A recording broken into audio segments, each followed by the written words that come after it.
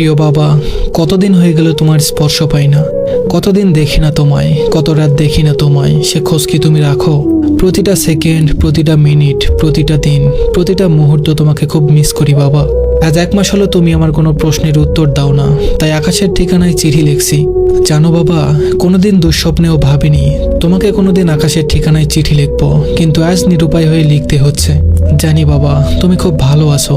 সৃষ্টিকর্তার নিকট যে শান্তি চাইতে চাইতে তুমি চলে গেছো, নিশ্চয়ই তুমি সে শান্তিতেই আছো। তাই তুমি একটাবার স্বপ্নেও দেখা দাও না, আর আমার শত শত প্রশ্নের কোনো উত্তর দাও না।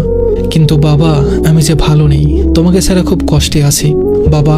অন্য আর 5 জন ছেলে মেয়েদের মতো তোমার মেয়ে হয়ে আমি কখনো বলবো না বাবা তুমি থাকতে বুঝিনি তুমি কি ছিলে জীবনে, বাবা নামক বটবৃক্ষ কি হয়।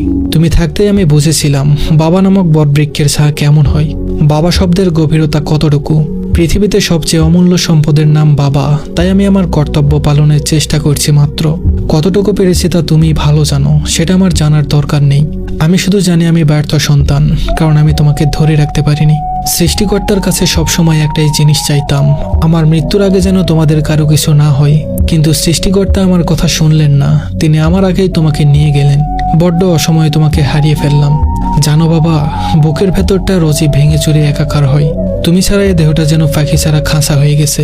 পৃথিবীতে বেঁচে থাকাটাই যেন এখন কষ্টকর। কেন এত রাগ করে আছো বাবা? কেন কোনো প্রশ্নের উত্তর দিচ্ছ না? কেন পূর্বাভাস ছাড়া হুট করে কেন তুমি ফাঁকি দিলে? তোমার কিসের এত তাড়া ছিল যে তুমি এত তাড়াতাড়ি আমাদের এতিম করে দিলে? আর কটা দিন থাকলে কি এমন ক্ষতি হতো শুনি? জানো বাবা, পুরো বাড়ি জুড়ে তোমার সব পোশাক, নানান জিনিসপত্র, ঔষধের বক্সটাও আজ সেই স্থানেই আছে, শুধু তুমি নেই বাবা, শুধু তুমি নেই। বুকের বাম পাশটায় খুব করে লাগে যখন হৃদয়খানি উজাড় করে বাবা বলে তোমায় ডাকতে পারি না। ডাকতে গিয়ে হঠাৎ করে এক বিষাদ শূন্যতা অনুভব হয়। শেষ হয়ে শেষ হলো না কথা, সব কথা লেখা গেল না চিঠিতে। অনেক কথা রয়ে গেল বাবা হৃদয়ের অন্তরালে। তোমার অনুপস্থিতি আজও আমি মেনে নিতে পারি না, আর ভবিষ্যতেও কোনোদিন পারবো না।